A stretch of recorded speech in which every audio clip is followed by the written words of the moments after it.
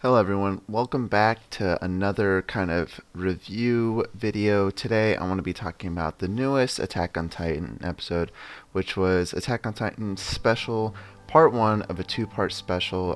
It was around an hour long, and initial impressions out the gate, I thought it was fantastic. There had been a lot of speculation and kind of like confusion leading up to this special being released.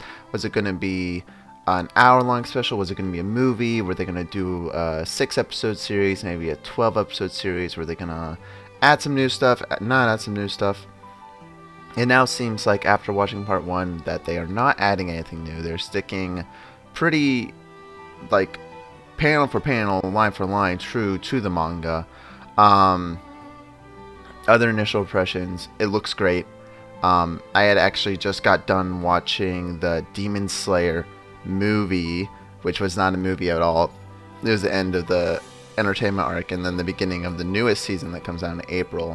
Me and some friends had gone to the movie theater and watched that, and while that did look nice, it couldn't compare to what we saw when we came home and watched Attack on Titan. You can tell that Mappa really did take that year-long break to enhance the animation. This reminded me a lot of like season 1 and 2 and 3 of what Wit Studios did, but mainly season 1, where they're kind of hitting that top tier, and then the, I guess, latter half of season 3, those like exceptional animations. No spoilers really here. It's just this is just a video to kind of being like, hey, initial reviews. Is it good? Is it worth the wait? Was it worth the hype? I think it was worth the wait. If they could have gotten this out 6 months earlier, 3 months earlier, I think that would have been better. We have no idea when part 2 is gonna happen, but I will say, in the moment, it might suck that it's taking so long. But this is a craft that, when it is complete, even though it took about 10 years to finish from season 1 to now, the ends, we're almost at the end. I think it is going to pay off that they did take so much time to make it correctly, make it look very good.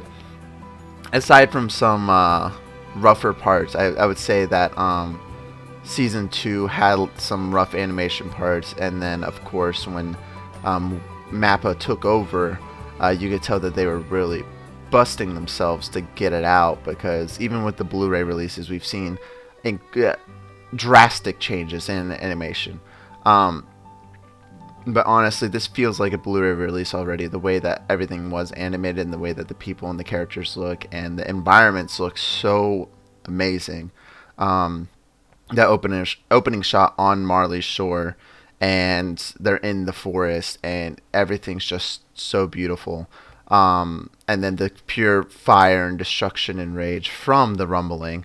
It really does go to show how much time Mappa has put into this.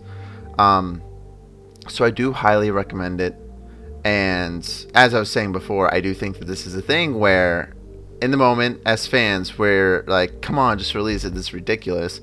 But in a year, we're going to look back and be like, this is, as a complete product, one of the best animes we've ever had. And I think that's the thing, like, that is objective. I think that's the correct word, point of view. Where regardless if you like the story or you like the character arcs or whatnot, I think looking back at this, it's kind of a masterclass in storytelling, the way that Isayama foreshadows, and the way that characters have purpose, and almost every single thing that happens in that show has purpose. It really wasn't something that happened and led to nowhere. And then of course the pedigree of animation style, with it starting with those thick outlines, and then moving on to Mappa's unique style, which kind of works since it is a time jump and it is kind of a whole new show, but then it's not. And Mappa was able to kind of like harken back to that older anime style when they did start going back in like Paradise Island and things like that. And especially on this arc, it does feel a lot like Wit Studios again. Not to say that they needed to do that, but that is what it feels like. Other than that, I mean, again, I highly recommend it. It's on Crunchyroll, it's on Hulu, it's on a lot of places. You can find it. Ironically, after last night watching that Demon Slayer TV premiere in the theaters, I was like, they should have put this in the theaters because it's under an hour, so maybe that's why. And maybe they will do a theatrical release where they release part 1 and part 2 in theaters. I would definitely go pay and watch that in the theaters. I would rewatch the part 1 that I just watched again in theaters with part 2 like stitched onto it.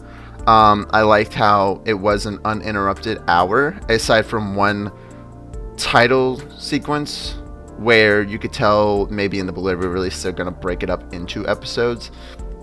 But there wasn't an opening song. There was a new unique closing song that was pretty nice. New animations and all that stuff. But yeah, that's my hope, is that they will redo, or they will put it out in theaters. If they don't though, I'm not upset about it. Like, I'm absolutely fine just watching this at home.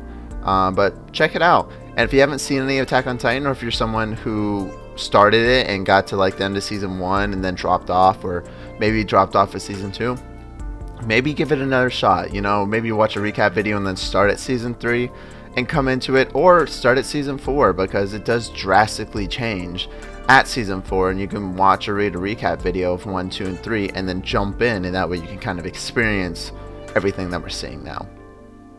Anyways, that's it for today, guys. I'm gonna turn my head this way because OBS is locked for the screen. For some reason it updated and it decided never to change again. But I'm just gonna fade out here, and I'll see you guys in the next video. Goodbye.